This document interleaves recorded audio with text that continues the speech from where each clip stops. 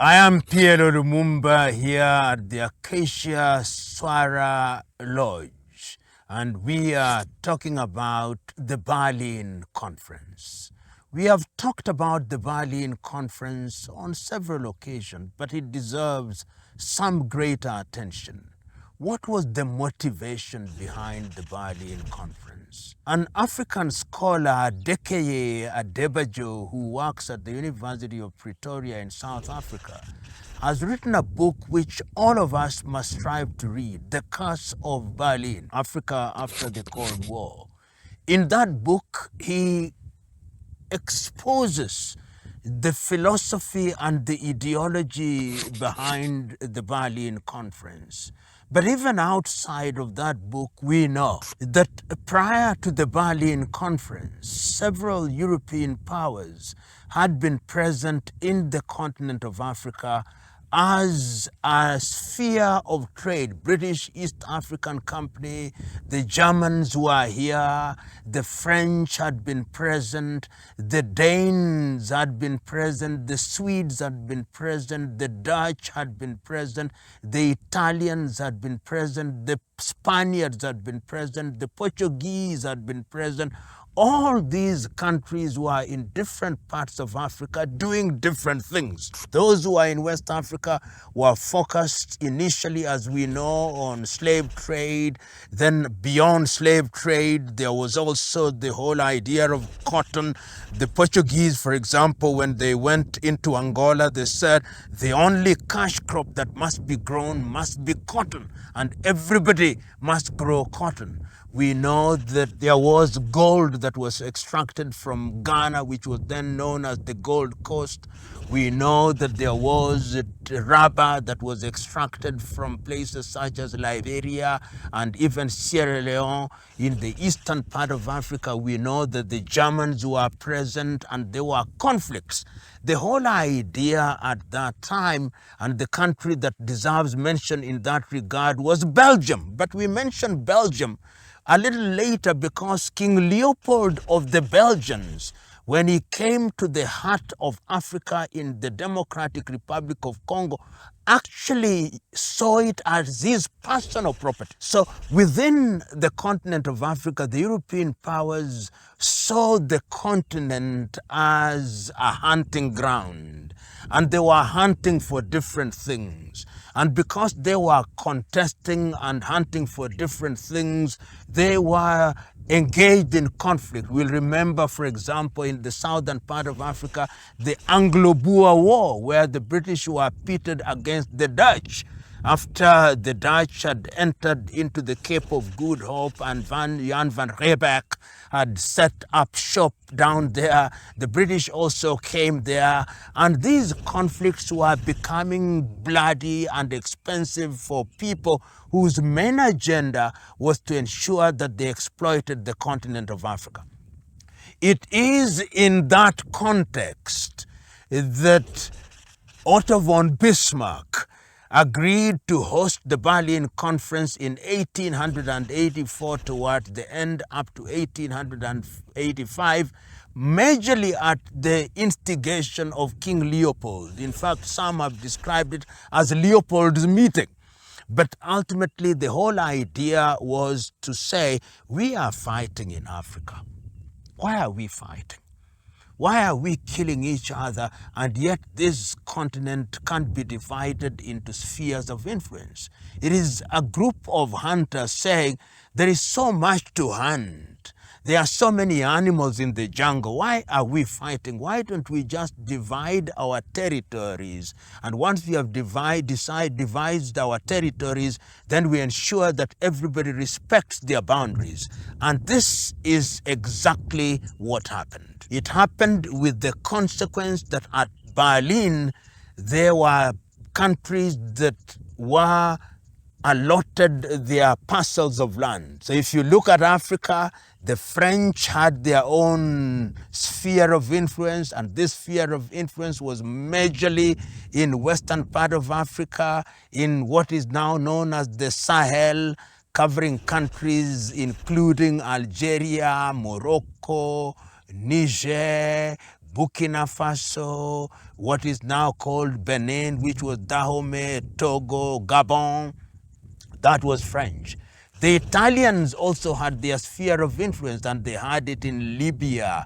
They had it in what is today Eritrea. They had it in Somalia, which was controlled by by the Italians in Mogadishu. The British had their own spheres of influence. The Portuguese, the Germans also had their spheres of influence, and this is sometimes forgotten. The Germans controlled what is now Tanzania or Tanganyika and Rwanda, Urundi, and they also controlled part of Cameroon and what is now Dahomey, and the Germans were very strong in that regard. The Belgians ultimately took control of the Democratic Republic of Congo. The Spanish, even the Spanish had their sphere of influence in Equatorial Guinea and of course in Sao Tome and Principe, and all these players then divided the continent in that way. But Berlin is notorious because it was an arbitrary partition of the continent of Africa. And some say that indeed it is because of Berlin that many conflicts were to arise outside of the continent of Africa. But before we talk about that, it's important to note that after the First World War, the Germans lost their territory because after they were defeated, their territories were then given as trust territories. Their territory, for example, in southwestern Africa, which is Namibia today, was given to the South Africans, and of course in Rwanda, Urundi, it was also given to the Belgians, and Tanganyika was given to the British, and of course in West Africa they also lost it to the British and partly to the French. But the most important thing is this arbitrary partition, and this is how callous it was, so that you come to East Africa and you find countries which are now created, which is British protectorates or colonies. Kenya, take one ethnic group called the Maasai. You now find them some in Kenya, some in Tanzania. You go to the Kenya, the same Kenya, you find the Somalis. Some are to be found in what is was then known as the Northern Frontier District. You come to a country like Uganda, you find communities which are split between Uganda, the Democratic Republic of Congo. You go to Ghana, you find the Moba, who are split between Togo and Ghana. You go to Nigeria, you find the Yoruba, who are to be found, some are to be found even in Cameroon and some in Nigeria. You go to Burkina Faso and you find the Zagawa, and you find them in Chad. You go to Nigeria and you find the Hausa Fulani or the Mandinka. They are to be found in Guinea. They are to be found in Liberia. They are to be found in Senegal. You go to Gambia and Senegal, you find the Wolof. And these are nations which existed as distinct with kingdoms which move from time to time. And when Adekeye Adebajo therefore talks about the curse of Berlin, he's saying that as a result of the partitioning of Africa into these spheres of influence, a number of things happened. It became a breeding ground for conflicts which were hitherto unknown. It became a breeding ground for conflicts which could not and cannot be resolved up to today. It became a breeding ground for contestation. It became a breeding ground for many things which continue to bedevil Africa today. Let us look at the ongoing conflict involving the use of the Nile. When the Berlin Conference came about and the British had their spheres of influence, they were present in Uganda, they were present in Sudan, they were present in Kenya. What they did was to enter into treaties on how the Nile would be used by the British. Those treaties are alive today. And even now, as we talk about the ongoing contestation and possible conflict between Ethiopia and Egypt, is because of these neo-colonial treaties, which were a product of the Berlin Wall, which makes the Egyptians say that you cannot, you Ethiopians, build the grand Ethiopian Renaissance Dam because there is a treaty that tells you you cannot use those waters unless we consent. It also tells us that there is a treaty that tells the East African countries and the Nile Basin that the Egyptians must be involved. One is not saying that the Egyptians ought not to be involved, but one can see a direct impact of the Berlin partition in that regard. If you look at the conflict which has existed for a long time between Rwanda and Burundi and the Democratic Republic of Congo, involving different contestants,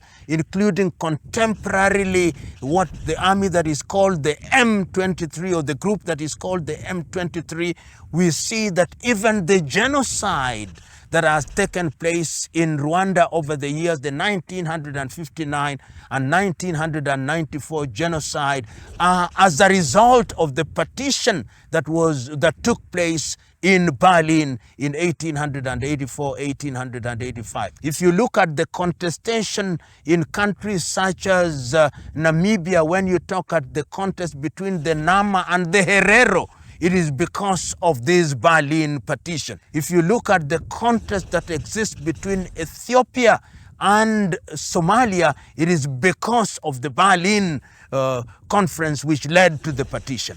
All these have come about because of that single act of selfish European powers which gathered in Berlin with only one agenda: to create a continent that was divided for the purpose of exploitation. And one may talk about it in the past tense, but we must remind ourselves that indeed the ghost of Berlin continues to dance around the continent of Africa. There is a book that is written called The Ghosts of King Leopold, which talks about the impact of the partition of Berlin and how the Democratic Republic of Congo was created with over 230 ethnic groups, completely ignoring the fact that these were nations and kingdoms that were run very differently, and that therefore, even as you are partitioning, if you are partitioning at all, you ought to have been sensitive to these realities, but these were ignored because what they were looking at is simply, what do we gain from it? It was so blatant that the British could even gift mountains, that Mount Kilimanjaro could be gifted by a British monarch. And you could see even the naming of places in Africa. The lake is named Victoria, the falls are named Victoria Falls, and all these, the lakes are named Albert, the lakes are named George, the lakes are named Edward. This is how arrogant those who sat in Berlin were. And we continue as African countries to live with the burden of Berlin. And that is how I hear Adeke Adebajo, when he talks about the curse of Berlin, he is telling Africans never to forget that what happened in Berlin is not just history.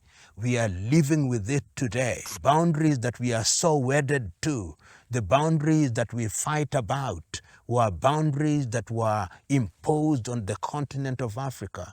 They have created a gridlock, and that gridlock is what is embedded in our mind. Adeke Adebajo is telling us, even when you regained independence and you play these national anthems and you have these national mottos, remember that there is a sense in which these are products of Berlin. He is therefore saying, not in so many words, but telling us perhaps this is the time to remove the curse of Berlin.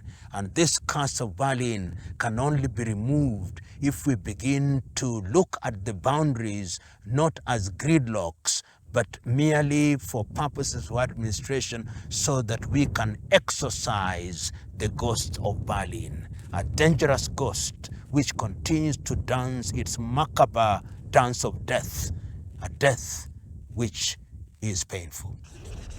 As we continue to have our conversation about the continent of Africa, we must say goodbyes, but we will come back again to continue the conversation.